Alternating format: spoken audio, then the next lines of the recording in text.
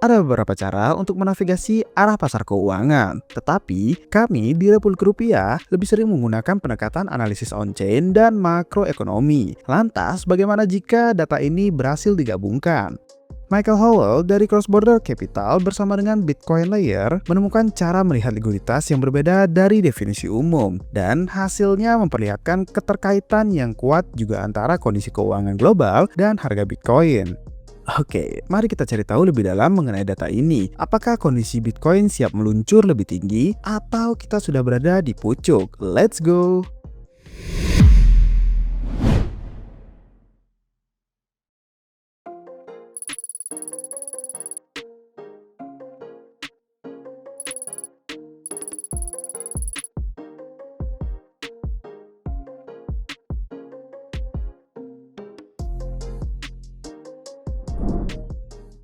Michael Howell dan TBL Liquidity Index.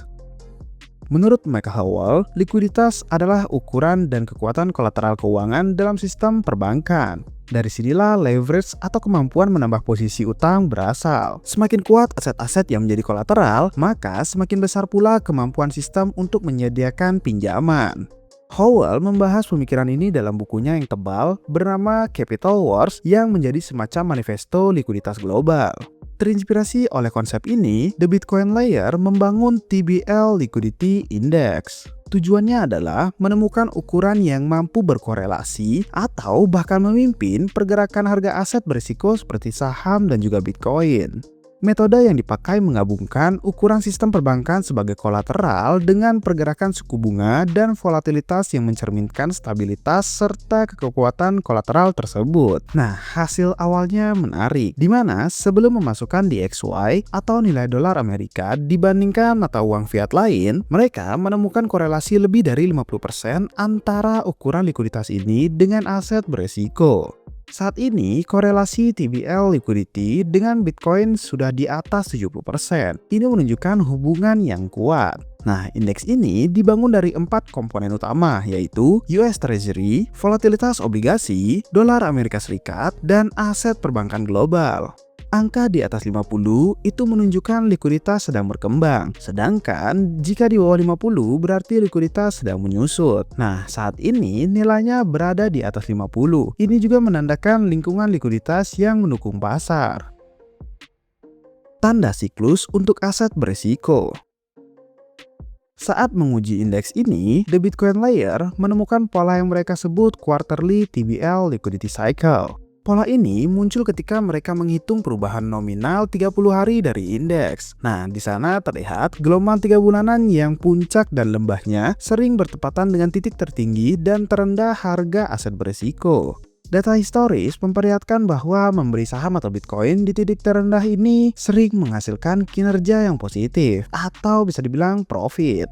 Grafik S&P 500 dari titik terendah ke titik tertinggi siklus menunjukkan kenaikan yang konsisten, begitu juga grafik dari Bitcoin. US Treasury adalah kuncinya. Sebagai aset bebas risiko global, pergerakannya mempengaruhi hampir semua aset kelas di dunia ini, dari perhitungan NPV hingga jaminan pinjaman overnight. Sejak pertengahan 2023, ketika The Fed menghentikan kenaikan suku bunga, imbal hasil Treasury 10 tahun bergerak lebih stabil. Nah, banyak pembeli masuk ketika yield mendekati angka 4,75% atau lebih, dan banyak yang mengambil keuntungan ketika yield berada di bawah 4,25%. Stabilitas ini mengurangi kebutuhan lindung nilai di pasar obligasi yang terlihat dari turunnya MOVE Index. Indeks ini mengukur permintaan perlindungan terhadap pergerakan obligasi. Nah, jika turunnya MOVE Index, itu menandakan pelaku pasar merasa pasar obligasi cukup stabil untuk tidak terlalu banyak melakukan hedging.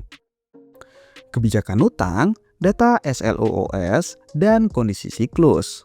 Faktor lainnya yang sama pentingnya adalah kebijakan penerbitan utang Amerika Serikat. Menteri Keuangan Scott Bessent memilih untuk tidak menambahkan penerbitan utang jangka panjangnya pada tingkat suku bunga sekarang. Penerbitan utang jangka panjang itu akan menambah resiko durasi di pasar, yang dimana bisa mendorong investor melepaskan aset berisiko. Begitupun sebaliknya, penerbitan utang jangka pendek memasukkan instrumen yang sifatnya mirip uang tunai ke pasar sehingga dapat meningkatkan likuiditas.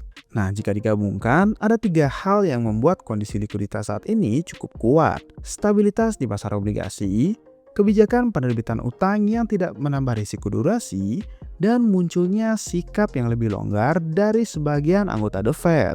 Data SLOOS atau Senior Loan Officer Opinion Survey juga memperkuat pandangan ini. Survei menunjukkan bahwa ketika pengetatan standar pinjaman menurun, harga saham dan Bitcoin cenderung naik. Data terbaru memperlihatkan pelonggaran jaminan, yang dimana artinya kondisi kredit saat ini lebih longgar dan likuiditas juga lebih mendukung. Melihat siklus TBL liquidity saat ini, titik terendah terbaru dimulai awal Agustus kemarin. Apakah akan ada titik terendah lagi atau akan melonjak naik? Nah, itu dia. Kita tidak punya bola kristalnya. Mari kita pantau bareng-bareng. Oke, pendekatan on-chain yang sering kita gunakan di Republik Rupiah dan pendekatan makro dari The Bitcoin Layer meski berbeda cara, tapi seringkali menghasilkan kesimpulan yang sama.